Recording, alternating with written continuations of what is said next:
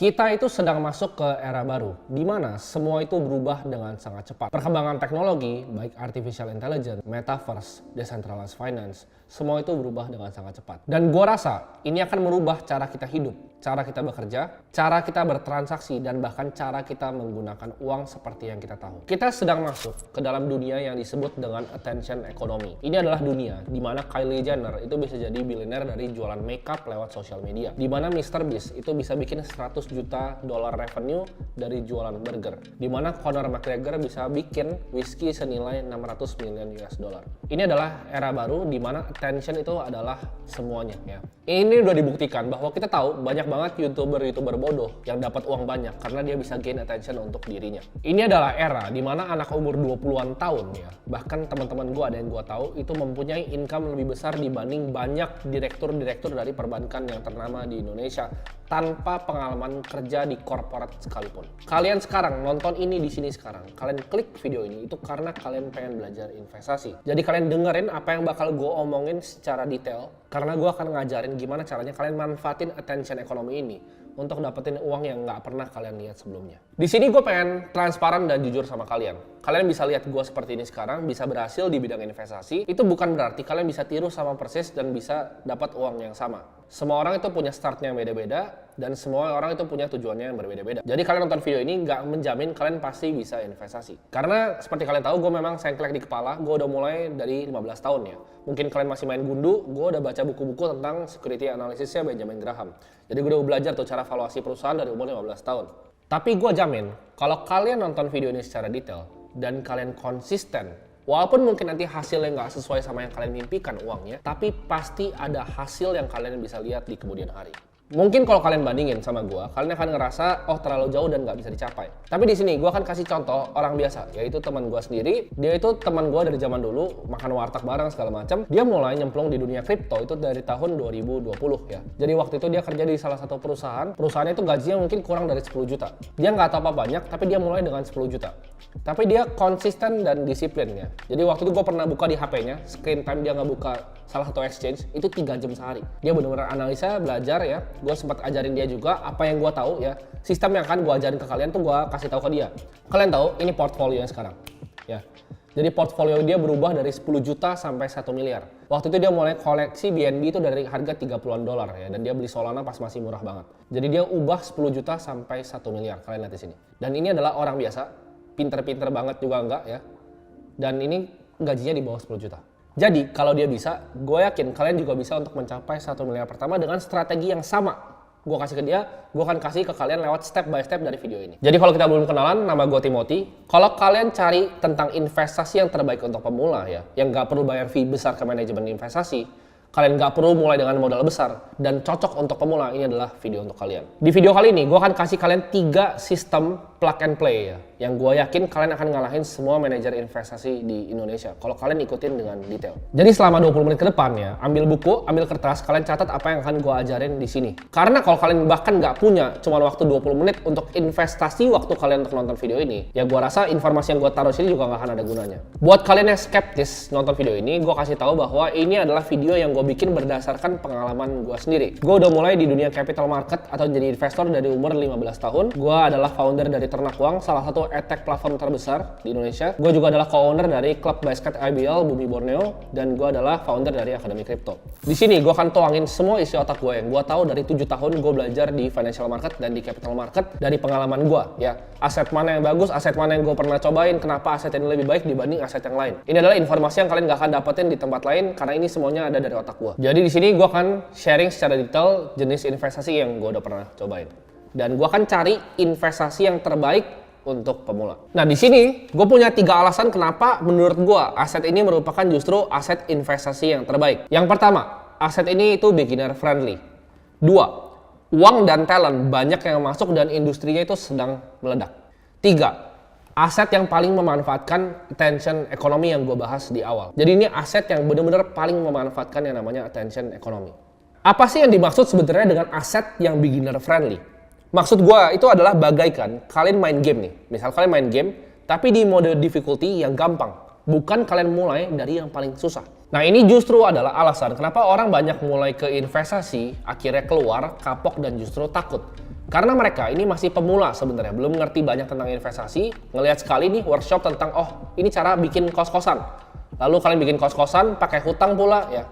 Kamar cuma 3, akhirnya nggak dibayar, bayar orang segala macam, makin pusing kepala dan akhirnya berhenti investasi. Atau bahkan kelas menengah ke bawah, setiap bulan gua akan coba nabung emas, emasnya banyak tapi nggak naik harganya, malah turun selama 10 tahun terakhir. Karena kalian mulai investasinya dari difficulty yang susah. Jadi gua ajarin kalian untuk cari yang difficulty gampang dulu, biar gampang sebagai pemula. Kalian mungkin tanya, kenapa kan nabung emas bagus, kenapa nggak dapat uang justru? Kalian lihatlah selama 10 tahun terakhir harga emas kemana? Nggak kemana-mana, malah turun, ya kan? Belum lagi kalian dicurangin sama toko yang jual emas. Kalian nggak tahu rate emas yang asli berapa, kalian dicurangin, pas kalian beli lebih mahal, jualnya lebih murah ke dia. Jadi banyak hal-hal seperti ini yang kalian harus perhatiin dalam kalian mau investasikan uang kalian. Karena kita cari duit itu susah. Jangan cari duit susah tapi hilangnya gampang ya. Tapi jangan salah, di sini gue bukan menjelekkan investor properti kos-kosan atau gue menjelekkan investor emas ya. Dua-duanya tuh bisa cuan luar biasa besar. Tapi ini kita balik lagi, difficulty scale-nya di mana? Gue punya teman yang punya kos-kosan ratusan, cash flow-nya gede banget per bulannya. Gue juga punya teman yang trading di XAUUSD itu bisa puluhan ribu dolar per harinya. Jadi ini semuanya bisa, cuman difficulty levelnya di mana? Kalau misalnya kita mau mulai, let's say punya kos-kosan, ya kan? Bilangnya pakai other people's money. Tetap kita butuh uang ya. Untuk apa? Untuk DP ya. Kita butuh uang dan modalnya besar. Barrier to entry-nya besar. Jadi sini gua akan cariin kalian aset yang paling gampang untuk mencapai 1 miliar pertama, tapi kita lihatnya secara objektif. Nah, baiknya sebelum kita resikokan uang kita yang kita capek-capek kerja untuk dapetin di investasi manapun, baiknya kita evaluasi dulu tiap-tiap asetnya ya. Jadi kita tahu asetnya jeleknya apa, bagusnya apa. Di sini gua akan kasih kalian 8 metode yang gua pakai pribadi untuk evaluasi sebuah aset. Yaitu ada liquidity, upside, inflation protection, scarcity, barrier to entry, diversification, regular income, dan transparency. Di sini gua akan jelasin 8 matriks tadi yang gua pakai untuk evaluasi dengan bahasa yang sangat sederhana biar kalian gampang ngertinya. Liquidity itu apa? Gampangnya gini, seberapa cepat cash kita bisa jadi aset dan aset itu bisa balik jadi cash lagi. Simpel ya. Liquid. Kalau misalnya rumah itu nggak liquid. Kita beli rumah perlu waktu untuk jual rumah. Kita beli mobil perlu waktu untuk jual mobil. Kita beli handphone perlu waktu untuk jual handphone. Kalau liquid itu apa? Contohnya kita beli saham. Besok kita bisa jual walaupun cairnya mungkin T+2. Itu termasuk liquid. Yang kedua, matriksnya yaitu upside. Kira-kira potensinya itu bisa seberapa ya? Returnnya bisa berapa persen dan long term capital gain-nya berapa. Yang ketiga, inflation protection. Apakah aset ini proteksi kalian dari inflasi atau enggak? Itu yang ketiga ya. Dan keempat, scarcity. Apakah aset ini langka atau enggak? Kelima, barrier to entry. Untuk pemula susah nggak sih untuk mulai investasi di aset ini? Apakah butuh modal yang gede? Apakah butuh perizinan yang ribet? Apakah berurusan sama hukum? Jadi barrier to entry-nya gede atau enggak? Di sini gue nggak akan masukin aset kelas kayak private equity karena itu terlalu tinggi mungkin untuk barrier to entry-nya. Yang keenam, diversification atau diversifikasi. Apakah aset ini bisa di-diversify atau enggak? Dan ketujuh, di sini ada regular income. Kalian bisa dapat income bulanan ya atau bunga bulanan dari aset ini atau enggak. Dan yang kedelapan adalah transparansi. Apakah aset ini transparan atau enggak? Oke, jadi kita pakai ya 8 matriks ini untuk ngejudge semua aset yang paling umum. Iya, gua tahu masih ada aset-aset kayak misalnya fine arts ya kan, seni lukisan, ada private equity, ada venture capital. Tapi di sini gua kasih yang paling umum yang kalian bisa akses aja. Oke, jadi langsung aja kita evaluasi bareng-bareng ya tiap asetnya dan kalian langsung lihat tabel di sini. Oke, kita langsung masuk aja ke tabelnya. Di sini ada saham ya, ada fixed income, ada real estate, ada gold, ada crypto. Fixed income itu obligasi ya, surat hutang. Jadi real estate itu adalah properti, gold itu emas, dan crypto ya. Kita cek dari matriks yang pertama, liquidity. Saham liquid atau enggak? Oh, saham itu liquid ya, dia checklist tuh. Yang kedua, fixed income, dia liquid atau enggak? Itu sebenarnya tergantung ya. Mungkin ada dari kalian yang bilang, oh fixed income tuh liquid, bisa dijual di pasar sekunder. Tapi ini gue ngomong untuk sebagian besar orang. Fixed income itu nggak liquid, biasa ada tenornya. Yang ketiga, real estate, liquid atau enggak? Properti udah pasti nggak liquid ya, karena jualnya butuh waktu, kita perlu ke agen dan segala macam. Emas, liquid atau enggak? Liquid, kita bisa jual di toko, besok langsung laku. Crypto, liquid atau enggak? Kita jual langsung laku, detik ini juga masuk ke wallet kita. Kita lihat dari upside, saham, naiknya bisa tinggi nggak? Bisa, saham bisa tinggi.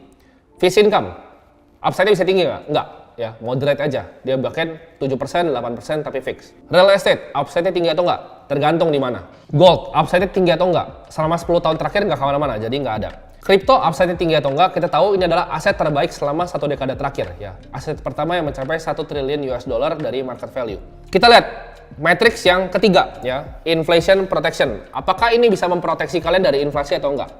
Saham, apakah bisa? Jawabannya enggak. Fixed income apakah bisa? Jawabannya enggak. Real estate bisa untuk proteksi kita lawan inflasi. Emas bisa untuk proteksi kita melawan inflasi. Kripto bisa juga untuk proteksi kita lawan inflasi. Kalian mungkin ada yang komen, kok saham nggak bisa?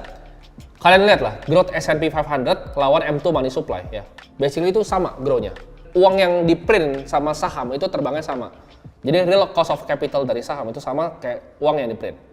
Di sini kita lihat yang keempat, yaitu scarcity. Langka atau enggak asetnya? Saham, langka atau enggak? Enggak. Itu gue bisa cetak kapanpun. Gue kalau punya perusahaan, TBK gue bisa terbitin saham. Gue bisa right issue. Jadi itu sama sekali nggak langka. Dua, fixed income. Perusahaan manapun ya, mau perusahaan BUMN, perusahaan swasta itu bisa terbitin surat utang baru, jadi nggak scarcity. Real estate ya, itu bisa didebatin langka atau enggak, tapi buat di sini gue akan bilang langka ya. Kenapa? Karena tanah terbatas ya, cuma diciptakan sama yang maha kuasa, cuma terbatas, jadi orang rebutan untuk beli tanah, jadi anggaplah terbatas. Emas, kita tahu emas itu punya limited supply, walaupun ada biaya eksplorasi, dia bisa eksplorasi untuk grow supply 2% setiap tahun, tetap gue hitung sebagai langka. Dan kripto apakah langka? Yes ya, karena Bitcoin itu cuma ada 21 juta koin yang pernah akan diciptakan. Di sini kita lihat lagi dari barrier to entry. Saham, gampang nggak untuk beli saham? Gampang. Banyak sekuritas bahkan di bawah 100.000. Jadi gampang masuknya. Fixed income. Nah ini bisa didebatin lagi nih, antara kalian mau masuk pakai reksadana atau kalian masuk langsung straight ke fixed income-nya. Kalau langsung itu biasanya ada minimumnya, ada lumayan gede. Kalian nggak bisa main beli bonds misalnya AAA yang bagus tapi uangnya sedikit, pasti miliar-miliaran. Jadi gue akan bilang itu lumayan lah. Real estate barrier to entry-nya tinggi. Kenapa? Karena modal awalnya besar. Nggak semua orang bisa langsung beli properti. Ya. Kecuali kalian mau ikut equity crowdfunding terserah. Tapi itu biasa kalian ya dikerjain lah sama yang punya ECF-nya. Gold, ya kita lihat gold. Barrier to entry-nya gampang nggak belinya? Gampang. Bisa beli kepingan kecil-kecil. Atau bahkan digital. Kripto gampang nggak belinya? Gampang. Tinggal buka exchange. Ya. Jadi kita evaluasi asetnya benar-benar objektif. Nah kita lihat lagi dari sisi diversifikasi. Saham bisa diversifikasi? Bisa. Kita bisa cross sektor ya, kita bisa beli di perbankan, kita bisa beli di poultry, kita bisa nyebrang ke teknologi. Bahkan bisa cross negara, bisa di Indonesia, bisa di Jepang, bisa di Amerika. Fixed income, bisa diversify. Ini bisa didebatin sih, ini juga bisa didebatin.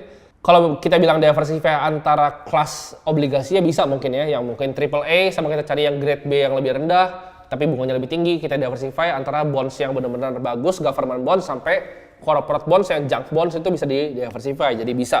Real estate, ini sulit ya. Karena kalau kalian beli properti biasanya cuma beli satu, ya, karena mahal gitu. Kecuali uang kalian udah sultan gitu, kalian bisa diversify across negara. Contohnya, satu beli di Monaco, satu beli di Dubai, tapi itu kan tuh nggak mungkin lah. Kalian nggak nonton video ini kalau kalian bisa kayak gitu. Gold, emas, apakah bisa diversify? Enggak, ya cuma satu emas.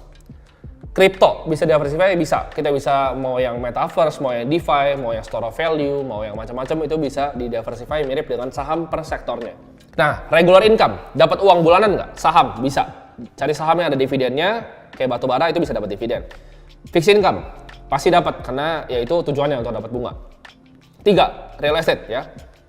Dapat nggak income bulanan? Dapat. Kita bisa punya apartemen, kita sewain. Gold ya. Bisa nggak dapat regular income? Nggak bisa. Ya gold beli emasnya doang. Kripto dapat income bulanan bisa nggak? Bisa, dari staking. Nah, yang seru nih, transparansi. Saham apakah transparan atau enggak? Kayak kalian mungkin tahu jawabannya ya. Kalian aja nggak bisa lihat kode broker, tapi bandar bisa lihat kalian punya. Ya. Ada yang tahu nggak kalian? Kalau trading kalian itu bisa di front run sama sekuritas kalian sendiri. Jadi ini bukan rahasia publik, tapi trade kalian sekuritas bisa lihat dan mereka bisa front run duluan semua trade kalian.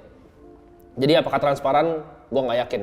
Karena kalian aja nggak bisa ngeliat DPS orang kok, tapi mereka bisa lihat kalian punya barang. Kedua, fixed income, apakah transparan? Ini gue nggak usah contohin pakai yang Indo ya, karena di Indo ntar bahaya gue. Jadi gue contohin pakai di luar yang udah kejadian. Kita lihat Goldman Sachs terbitin bonds ya, 1MDB fund-nya dari Malaysia. Itu apa yang terjadi? Ditipu kan? Jadi apakah bonds transparan? Nggak juga. Dia bisa bohong bikin untuk ini, tapi untuk cuman raise capital doang. Itu bonds. 3, real estate, apakah transparan? Yakin nggak lo transparan? Lo punya tanah nih, ya kan? Lo punya tanah, terus ada developer gede gitu. Developer gede mau bangun sebuah kompleks di tanah lo. Dia akan tawar pasti harga yang bagus. Nah, gitu. Jadi apakah transparan? Nggak juga. Terus ntar dia pakai berbagai macam cara lah untuk keluarin lo dari lahan lo sendiri. Jadi tanah lo apakah punya lo belum tentu gitu. Nah gold, transparan ya somewhat lah. Gue tahu ada kartelnya, ada mafia, tapi gold somewhat transparan. Kripto, lo bisa lihat semuanya ya. Mau Ethereum lo bisa cek di Etherscan. Lo mau lihat Bitcoin, lo bisa lihat di Block Explorer-nya. Semua on-chain dan transparan, lo bisa lihat semua transaksinya. Justru orang yang bilang kripto tuh dipakai untuk trafficking orang, dipakai untuk kejahatan ilegal, itu orang paling bodoh. Kenapa? Karena kripto tuh justru paling gampang untuk kalian track ya, gampang banget untuk kalian track. Nah jadi kan dari tabel ini kalian udah lihat nih kira-kira, dan kalian tinggal judge sendiri aja. Ini evaluasi gue pribadi ya. Jadi ini tabel kalian nggak akan ketemu di mana-mana, karena 8 matriks ini yang gue cari. Karena waktu itu gue ibaratnya dalam pursuit lah, gue pengen mencari aset kelas yang terbaik untuk diri gue sendiri. Jadi gue ketemu 8 matriks ini dan gue bandingin. Ini tabel yang gue bikin sendiri. Kalian pertanyaan besarnya, apakah gue bikin tabel ini bias karena aset gue tuh besar di kripto, jadi gue jelekin semua aset kelas yang lain? Jawabannya enggak. Gue itu mulai dari saham ya. Gue udah lama banget di saham. Gue udah pernah kenal bandar, gue pernah kenal sama bos-bos sekuritas, aset management. Gue udah pernah lihat market maker cara kerjanya gimana gitu. Gue udah tahu kayak misalnya kenapa gue bisa bilang nggak transparan gitu. Kayak contoh kemarin, itu ada saham yang turun, ya kan? Saham market cap besar yang turun. Depannya G, belakangnya O, kalian tebak sendiri. Itu turun tuh, ya kan, retail kekunci. Contohnya transparan, ARA ARB, ya kan. Itu nggak simetris gimana caranya? Kalian pikir itu nguntungin retail? Enggak, itu buat ngebantai kalian. Justru ARB kecil 7%, itu buat ngebantai kalian biar kena kunci. Gimana caranya bisa keluar dari ARB itu? Kalian pakai sekuritas yang servernya deket sama bursa. Nah makanya bisa keluar tuh pakai MG gitu kan, karena servernya deket sama bursa efek. Nah itu hal-hal yang kalian nggak tahu dan gue udah terjun dalam. Jadi gue ngomong aset-aset ini bukan berdasarkan cuman view dari luar ya, bukan gue cari di Google, tapi ini pengalaman pribadi gue. Kita ngomong obligasi ya, gue udah pernah beli obligasi yang miliaran, gue udah pernah coba trading bahkan obligasi ya, karena gue kurang suka karena returnnya kecil. Itu preferensi. Banyak yang suka obligasi karena itu aman dan returnnya kecil. Kalau gue nggak suka returnnya kecil. Jadi gue bukan preferensi gue obligasi. Kita ngomongin properti. Oke, mungkin kalian ada yang bilang, oh lu nggak pernah punya kos-kosan, jadi lu nggak tahu internal rate of return. Betul, gue nggak pernah punya kos-kosan. Tapi di sini, kalau kalian mau tanya gue, misalnya, oh cari properti itu gimana? Lu mau main yang gimana? Ya, mau cari yang capital gain? Ini gue bikin workshop properti juga nih di sini. Kalian mau cari yang capital gain atau kalian mau cari yang dapat income bulanan? Pilih dulu satu-satu. Mau capital gain ya jangan cari yang di Indo. Indo udah nggak mungkin dapat. Kalian ke Dubai aja cari capital gain. Kalau mau yang fixed income besar, fixed income daripada kalian beli kos-kosan doang, itu internal rate of return-nya mungkin 13-14%, tapi itu di atas buku. Tapi kalau kalian mau real return, kalian cari misalnya apartemen yang low class, dan kalian cari yang yieldnya tinggi. Oh, tapi kan apartemen yieldnya 2-3% kalau di Indonesia. Bisa cari ya. Ini lu langsung aja buka di OLX, Puri Parkview itu 300-400 juta. Kalau misal kalian buka di Jendela 360 atau di tempat sewa lain, itu harga sewa per tahunnya. Studio yang 20-an meter gue lupa, itu hampir 9% yieldnya. 9-10%. Lu tinggal beli aja tuh apartemen. Ini gue kasih cheat sheet yang nggak usah ikut workshop. Dapat yield 10% ya, per tahun dari properti.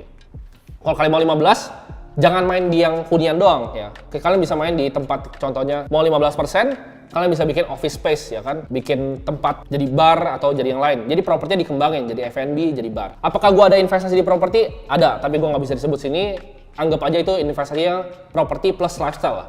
Jadi gue nggak usah sebut di sini. Jadi kalau kalian tanya properti, apakah gue mendalami? Gue juga udah pernah cari. Karena gue bilang tadi, gue dalam misi untuk mencari aset kelas yang terbaik. Next ya, gold. Ya, gold kita tahu emas 1 kilo. Sekarang kalau gue beli pun 10 tahun lagi 1 kilo lagi. Jadi buat gue nggak ada gunanya. Dan yang terakhir, kripto. Ini menurut gue punya proxy untuk melihat masa depan. Artificial intelligence, metaverse, DeFi, semua yang paling canggih-canggih, semua orang paling pintar yang gue tahu udah pindah ke industri ini. Jadi ini adalah evaluasi gue ya. Jadi ini evaluasi secara objektif karena gue udah pernah cobain semuanya. Kita kan udah bahas kenapa kripto itu bagus untuk pemula. Sekarang kita akan bahas kedua ya. Kenapa kripto itu adalah aset yang terbaik? Karena banyak orang yang masuk. Maksudnya apa? Kita lihat eksekutif dari Goldman Sachs pada pindah, dari JP Morgan pada pindah. Orang-orang jagoannya traditional finance itu banyak yang justru pindah ke cryptocurrency. Dan orang-orang paling pintar di Silicon Valley itu udah nggak ke Apple, udah nggak ke Amazon, tapi ke perusahaan-perusahaan yang berbasis Web3. Dan ada dua ya. Kita tahu industri itu meledak kalau ada dua. Satu perpindahan talent, satu itu uang besar masuk. Maksudnya apa? Kita lihat venture capital firm seperti Andreessen Horowitz dan lain-lain, itu pouring uang gila-gilaan. Sequoia bikin fund crypto, itu gila-gilaan uangnya ya. Tiger Global. Kalau kita lihat uang udah masuk dan talenta udah masuk, itu industrinya pasti akan meledak. Ini kayak kita masuk industri teknologi internet zaman 2000. Orang pada berbondong-bondong masuk duit dan orang. Sekarang ini sama. Dari yang Amazon, Facebook, Tesla, Netflix itu pindah semua ke Web3. Alasan yang ketiga, kenapa menurut gua kripto bagus adalah attention economy. Ya, kita lihat ini udah dibuktiin sama Elon Musk. Karena ini sebenarnya NFT kenapa bisa meledak? Karena itu adalah social token. Cobalah kalian pikir, siapa yang mau beli sebenarnya gambar monyet 2 miliar? Kenapa Justin Bieber beli 3 biji?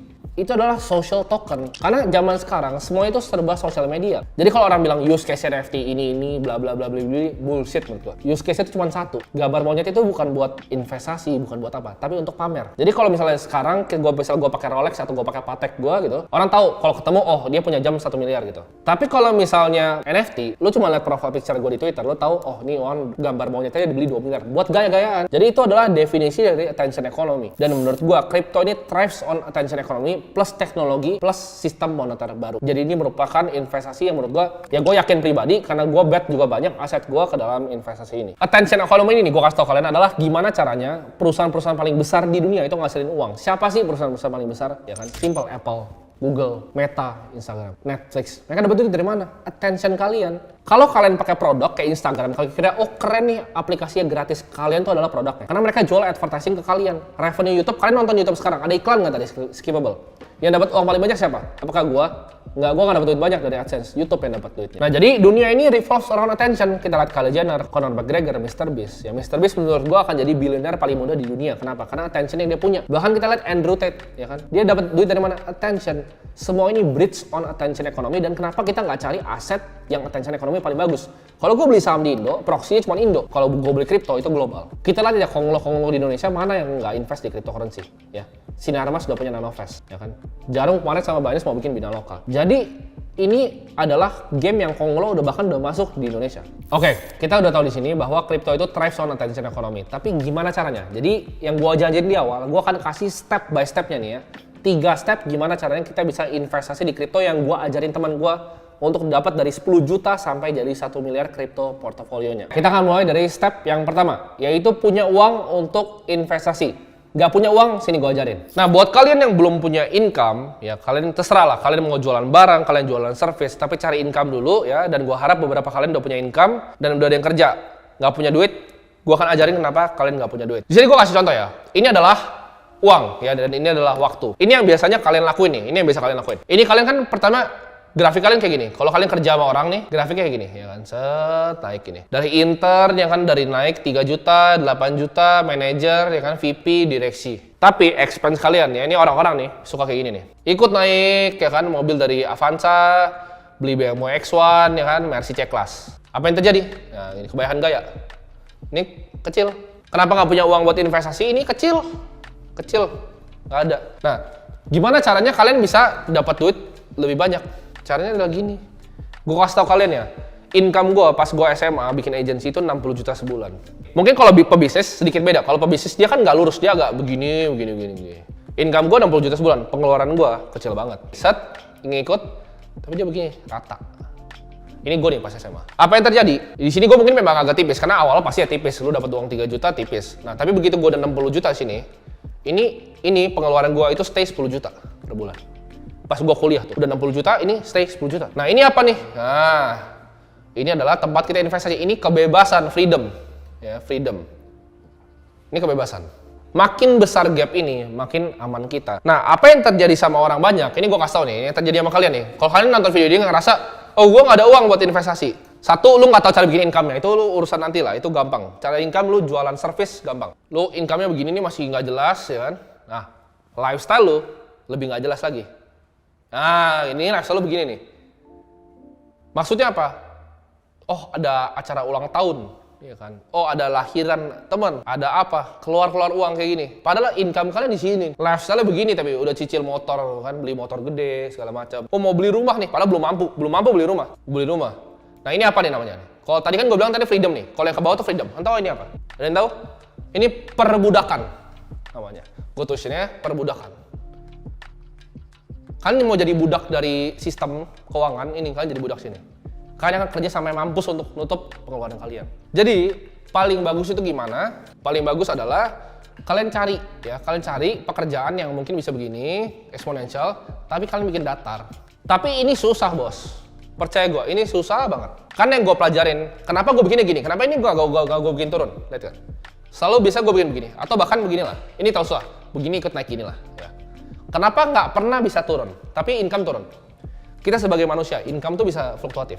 Tapi expense, pengeluaran tuh nggak bisa diturunin. Lu percaya nggak? Kalau lu naikin lifestyle lu 100 juta sebulan, itu nggak akan pernah bisa turun. Karena manusia tuh nggak bisa turunin hal yang dia udah bisa enak dapat. Lu bisa hidup 10 juta sebulan, percaya gua. Lu nggak akan bisa turunin. Jadi ini bullshit bang. Nanti saya turunin. Kalau financial advisor akan kasih kali ini, oh ini saya turunin nih, saya turunin. Kenapa? Karena dia nggak pernah punya duit, makanya jadi financial advisor. Tapi kalau kita lihat di sini, ini pasti selalu akan naik ya. Ini selalu akan naik, tapi nggak apa-apa. Gue juga jujur ya, gue buang duit itu ratusan juta sebulan. Gue buang 100 juta. Tapi gue udah investasi M sebulan, ya bohot lah sini, ya kan? Oh. Ini adalah kebebasan gue untuk berinvestasi. Nah, terakhir yang gue mau kasih tahu ke kalian tentang investasi nih, ya. Ini sama, waktu dan uang. Kalau investasi, grafiknya seperti ini. Investasi kan nggak akan pernah begini nih, ya kan? Nggak akan mungkin. Terserah lu mau obligasi gini tapi 8%, silakan. Itu lu aja, gue nggak mau. Gue mau investasi yang berkali-kali lipat, 10 kali lipat uang gue. Jadi investasi gue tuh biasa seperti ini, set, kebakar lagi, kan? Set, kebakar lagi, set, kebakar lagi. Tapi ini gini, nah ini apa nih? Ini adalah kekayaan gue.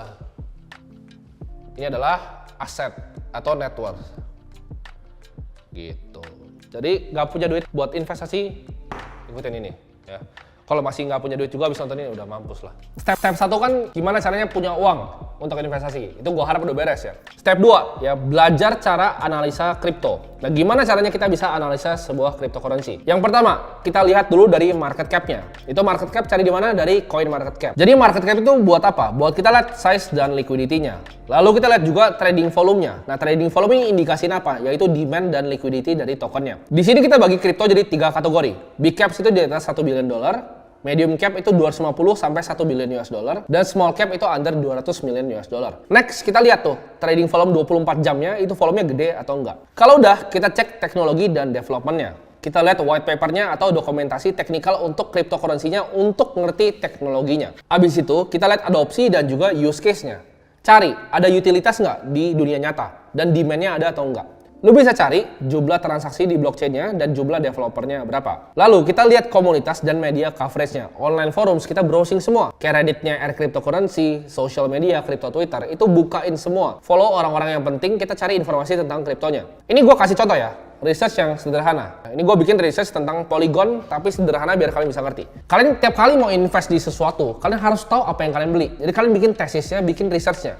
Contohnya gini, Polygon itu adalah decentralized blockchain platform yang didesain untuk support interoperability dari dua blockchains yang berbeda untuk enable scalability dan security dari decentralized application atau biasa disebut dengan DApps. Polygon itu adalah layer 2 solution yang dibuild di atas Ethereum network. Nah, Polygon ini punya market cap, kayak gue bilang tadi, kita lihat dulu. Market cap-nya 6 billion US dollar. Dan trading volume-nya 24 jam terakhir itu 172 juta dolar. Polygon ini dibuat di proof of stake consensus. Jadi kan ada dua kripto, ada proof of work, ada proof of stake. Konsensus algonya itu pakai proof of stake dan menggunakan network validator untuk secure blockchain-nya. Nah, Polygon sendiri itu didesain untuk support high transaction throughput dan low transaction fees. Bikin menarik buat DeFi dan aplikasi lain yang membutuhkan transaksi secara cepat dan murah. Polygon adopsinya itu bertumbuh signifikan dan dipakai sama banyak DeFi protokol seperti Aave, Compound, dan Balancer. Jadi kalian lihat nih, dipakai sama siapa aja dia. Polygon juga dipakai sama beberapa NFT marketplace seperti OpenSea dan Rarible dan beberapa games juga. Polygon itu punya teknologi yang kuat, development team yang aktif, dan adopsi yang signifikan. Jadi ini bisa unlock long term value untuk para token holdernya. Jadi itu adalah contoh analisa sederhana. Jadi sebelum kalian masuk ke investasi apapun, terserah mau di kripto, mau di saham, mau di properti, ilmunya bisa kalian pakai. Bikin tesis kalian terhadap kenapa kalian beli. Jadi kalian tahu apa yang kalian beli, begitu harganya turun kalian nggak panik. Kita udah bahas tentang analisa. Lalu step yang ketiga apa? Yaitu kita bikin portofolio. Ya. Jadi yang pertama punya uang untuk invest kripto, 2 kita analisa, 3 kita bikin portofolionya. Nah di sini gue akan kasih kalian pilihan ya. Kalian mau tidur yang tenang, tetap bisa cuan, atau kalian mau yang cuannya lebih besar. Ini pilihan kalian. Ya balik lagi, mau tidur tenang atau mau cuan yang besar. Kalau mau tidur tenang, simple banget. Kita bikin portofolio 60 Bitcoin, 40 Ethereum. Percaya gue, cicil aja setiap bulan 2024, 2025 lu balik lagi ke video ini. Thank you sama gua. Ya, simple banget. Itu tinggal tidur. Set aja auto invest setiap bulannya. Nah, kalau kalian mau yang cuan, gimana caranya? Gua akan kasih tahu yang gua pribadi lakuin. Kita simple, kita bisa beli 30 Bitcoin, kita beli 20 Ethereum, 50%-nya kita cari research. Mau ApeCoin, mau Aave, mau Compound, Chainlink, ya, Polygon. Kita cari yang bagus, 50%-nya kita sebar. Mungkin 10-12 lagi. Tapi koin yang akan terbang di next cycle. Dan gue percaya 2024, 2025, apalagi ada halving yang udah mau deket nih. Waktu kita ngumpulin duit, Justru harusnya sekarang. Kalian paniknya itu sekarang. Bukan panik pas kripto itu 60.000 bulan panik. Enggak. Paniknya sekarang di saat kripto tuh harganya lagi turun-turunnya justru. Tapi ini butuh kesabaran dan research mungkin berjam-jam untuk kalian bisa ngelakuin ini. Jadi ikutin step by step gua sistemnya. Pertama, uangnya bener dulu, beresin dulu uang kalian. Jangan kebanyakan gaya, income-nya gedein, expense-nya kecilin. Atau at least expense-nya sama karena nggak bisa diturunin. Yang kedua, kita belajar analisa. Analisa untuk apa? Untuk cari bikin portofolio yang ketiga. Jadi udah pasti Bitcoin, Ethereum, yang lainnya kalian analisa, kalian cari. Ikutin 3 step sistem ini, gue yakin kalian akan jadi kaya dalam waktu 3 tahun. Nah, tapi pertanyaan sekarang, gimana caranya dapat hasil kayak teman gue tadi, yang portofolio dari 10 juta jadi 1 miliar? Apakah itu hoki doang, dia beli BNB sama Solana, atau memang dia jago? Jawabannya mungkin sedikit dari keduanya. Nah, oke, di sini sebenarnya gue ada 2 opsi untuk kalian yang nonton video ini. Opsi yang pertama, kalian lihat video ini, kalian pelajarin, kalian dengerin gue, kalian lakuin secara tekun ya. Kalian lakuin, terus kalian coba belajar sendiri. Tapi yang kemungkinan terjadi apa? Kalian pertama belajar coba research, oh apa itu DeFi, ya belajar gimana caranya staking koin, cara APY yang paling tinggi seperti apa, cara cari koin yang paling cuan seperti apa, build portfolio yang risk adjusted return-nya paling optimal itu seperti apa. Kalian cari-cari, belajar sendiri tentang kripto, tentang blockchain. Nah, tapi apa yang kemungkinan terjadi kalau kalian begitu? Kalian mungkin buang beberapa bulan dari hidup kalian ya. Begitu kalian udah ngerti, oh gila ternyata staking di sini bisa dapat return segini, udah ketinggalan. Itu mungkin justru opportunity cost-nya lebih besar untuk kalian. Tapi yang paling bahaya menurut gue bukan kalian belajar beberapa bulan terus akhirnya ngerti, ya kan? Nah, tapi yang paling bahaya adalah kalian berhenti.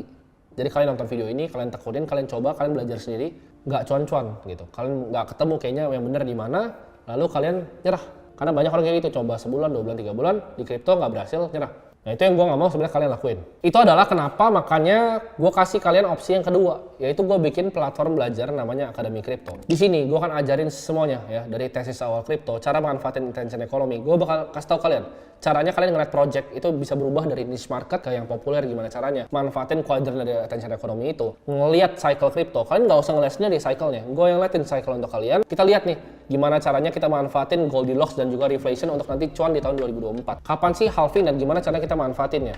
Kira-kira koin-koin apa yang kasih staking return paling tinggi? Gue praktekin sendiri ya. Gimana caranya dengan uang misalnya 28 juta bisa dapat hampir 100.000 per harinya. Itu gue kasih contoh semua di staking kripto. Semua yang gue tahu, gue tangin knowledge-nya di sana. Jadi kalian gak usah belajar bertahun-tahun yang gue pelajarin. Tapi kalian skip semuanya, langsung belajar materi dagingnya. Materi yang ada di Akademi Kripto itu adalah materi yang gue ajarin sama persis yang gue kasih tahu ke teman gue untuk dia dapetin 1 miliar pertama. Dan gue rasa beneran, kalau dia bisa, kalian tuh pasti bisa. Orang sama-sama akan nasi. Gue akan pandu semua secara step by step tools yang gue pakai, cara ngeliat di coin market cap seperti apa ya, cara ngeliat on-chain transaction ya. Dari yang basic banget itu gue akan ajarin semuanya secara lengkap. Bahkan buat kalian, karena gue rasa dalam pembelajaran itu kalian butuh support ya. Di situ juga ada komunitas untuk kita sama-sama saling belajar. Kalian bisa chat langsung pribadi dengan gue dan ada timnya. Kita bisa belajar bareng-bareng untuk saling support. Karena gue ngerti banget waktu misalnya mau mulai sesuatu tapi nggak disupport oleh teman dan juga bahan keluarga. Jadi sini kita bikin komunitas yang saling support.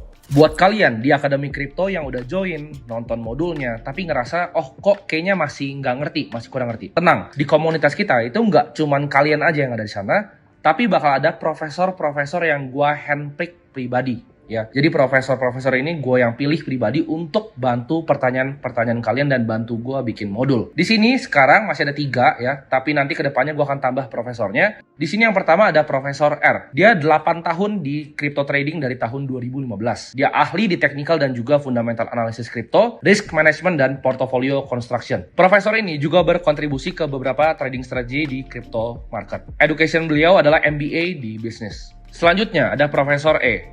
Dia ini 5 tahun di blockchain engineering dan juga crypto development. Ahli dalam menganalisa arsitektur blockchain dan juga mekanisme konsensus. Beliau juga punya pemahaman yang dalam mengenai kriptografi dan juga development blockchain. Beliau juga berhasil mendevelop beberapa project di apps dan smart contracts di Ethereum dan juga Polygon. Dan yang terakhir adalah Profesor E. Edukasinya adalah PhD, jadi beliau adalah profesor beneran, blockchain researcher di Monash University, Australia. Dia juga blockchain security expert di Sigma Prime, ya, kliennya seperti kalian mungkin tahu Ethereum Foundation, Chainlink, Aave, Near Protocol, dan banyak lagi. Beliau juga merupakan research fellow di Deakin University. Jadi profesor yang gue bawa untuk bantu kalian belajar itu nggak main-main. Bahkan ada profesor beneran dengan gelar PhD. Kalau kalian nggak percaya, ini adalah research dari beliau tentang anonymity di Monero. Jadi lengkap banget, kalian bakal belajar semuanya ya. Kalau bingung tinggal tanya. Tapi balik lagi, ya gue mau ngajarin video kayak gini sampai mulut gue berbusa. Gue mau ngajarin di Akademi Kripto segala macam. Kalau kalian malas-malesan, gak mau punya kepengen untuk merubah hidup kalian, gak mau take action, males, percuma semuanya. Karena gue rasa ya, investasi terbaik adalah investasi ke diri kita sendiri atau investasi leher ke atas. Itu yang bakal ngasih bunga lebih tinggi dibanding aset kelas manapun, mau kripto, mau properti, mau saham. Investasilah di diri lu sendiri. Dan gue yakin diri lu 5 tahun nanti akan thank you sama diri lu sekarang yang take action saat ini. Sampai ketemu semuanya di Akademi Kripto.